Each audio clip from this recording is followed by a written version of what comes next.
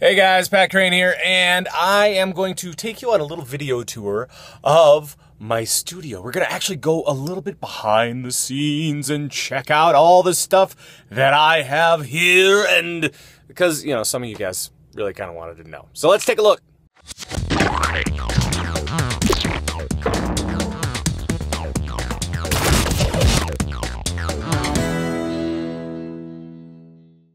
Recently, I held a little AMA on our forums over at Signals Media, and the questions that I got were mostly about podcasting and audio and other such things like that. So I thought I would take it upon myself to do a little video series of stuff that's happening behind my studios, maybe give you guys some pointers on podcasting tips, microphones, equipment, software stuff, anything and everything that I can think of to give you guys a little bit more knowledge on how I do things anyway, and see if it might be helpful in your world. Today I will be discussing microphones. So what makes a good microphone? Well, there are many different answers to that question. For podcasters, usually budget is one of the biggest concerns. But there's always the question of, how do I make myself sound the best? What kinds of microphones are there out there? What do they do? What kind of special things are there to know about microphones before you get into podcasting?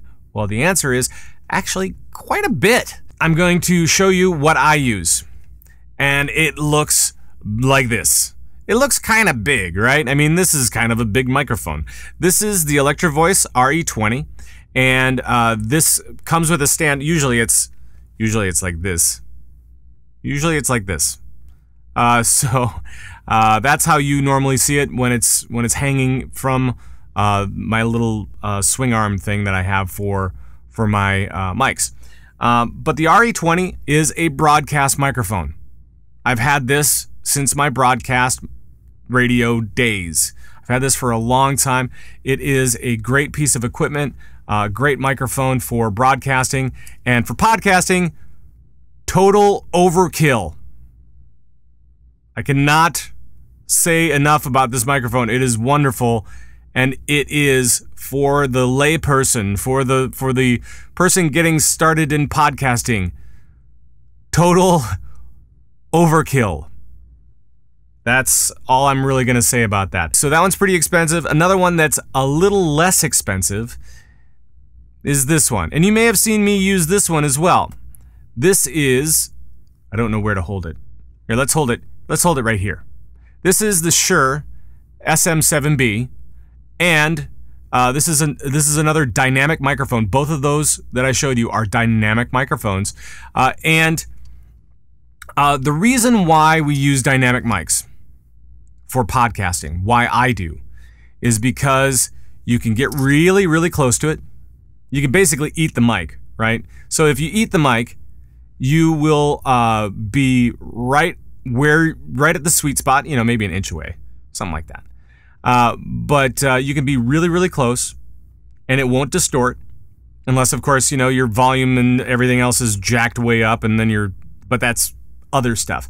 I'm talking about the microphone now. So you can be really close, chat into it, and it'll sound perfect. It won't, and when you're away from it, you won't really hear a lot of room noise. You won't, because that's not the way that dynamic microphones work. And the one thing that you will need with all dynamic microphones is you will need an XLR plug, an XLR cord. That's what it's called, the 3-pronged cord, and you'll need that to go into one of these guys over here. Those are all audio input outputs.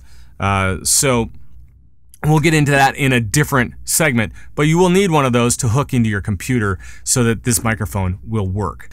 Now, most people, they drift towards something that other people have, like the Yeti.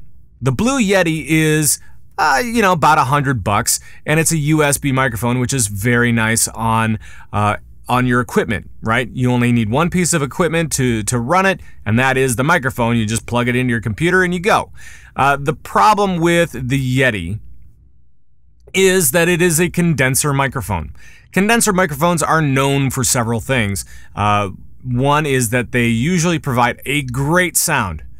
Number two is that they usually provide a lot of sound, meaning that if your neighbor is vacuuming, that microphone could pick it up. Or if the dog is barking from 3 blocks away, that microphone could pick it up. It just kind of depends on what kind of acoustics you have in your room, how thin your walls are to your neighbors, and so on and so forth. But there are some serious issues with the Yeti. Now, there are also some good things about the Yeti. If you have a Yeti, and you want to do like and you're a YouTuber, that is perfect. If you're a gamer and a YouTuber and you want to have the microphone across the room while you talk, that's perfect because that microphone can pick up your voice just fine. Here's another one. This is the Audio-Technica AT4047.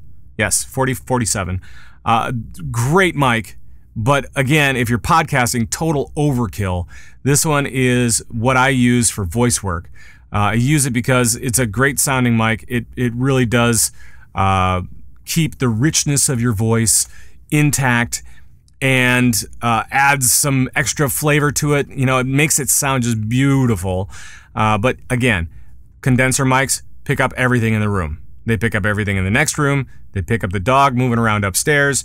They pick the kid moving, you know, like taking a nap, like just breathing silently. Picks that up just fine. There's also this type of microphone right here. This is what's known as a lavalier mic. And this is what TV broadcasters use on the news and so on and so forth. This is the kind that you know, this one has like a tie clip, so you can just clip it to your shirt. And then you can just talk normally and you don't have to worry about it. We don't use these in podcasting. The other kind that you may want to know about, like a lot of people are like, I never see a microphone on GameBreaker. What are you guys using? What are you guys using on? What are you using on Legendary and now the new GameBreaker show? Well, I will show you right now. Boop. This is what's known as a shotgun microphone, and I'm gonna bring it down here a little bit more so you can see it. There we go. So this is a Sennheiser MKH60, and this is a shotgun microphone, and it works this way. You put it out of range. You put it just outside of the camera range, and you know, you might be able to see like the little corner of it right here. I'll just pull that down. So you can see the corner of it right there, but it's meant to be far away. It has a narrow focus, so it can really pick up directional audio. If you go off axis with it, if you go away from the opening, it will sound like you've gone away from the opening. There are many shotguns that you can use. Again, I will say this, shotgun microphones and podcasting, probably overkill. This is one of the mics that I used when I was doing a lot of independent movies, when I was the sound guy on independent movies and TV shows and stuff like that. So I was using that microphone a lot on TV shows and independent movies and so on and so forth. One of the interesting things about being a sound guy, right? So as you can see, there are a ton of different microphones that I have that I utilize on a regular basis. And why do I utilize them?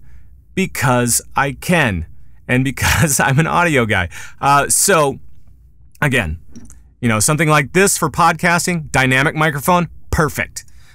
Something like this one, the condenser mic, perfect for voiceover stuff and quiet rooms and other things like that. The shotgun, that's perfect for when you want the microphone completely out of the shot. Of course, that helps for video. For regular audio stuff, if you're just an audio podcaster, really, this is as much as you will ever want to spend on a microphone. It's a few $100, and some people are like, oh my god, that's a lot of money. If that's a lot of money, then you can also find a dynamic mic that is a handheld for, you know, under $100, and that will work as well. The biggest thing about microphones, all microphones, and I don't care who you are, all microphones need a stand. If you are, if you say this was a handheld, obviously it's not, but if you were to hold it in your hand and try to talk like this, you will find that you pick up a lot of hand noise. So do not never, do not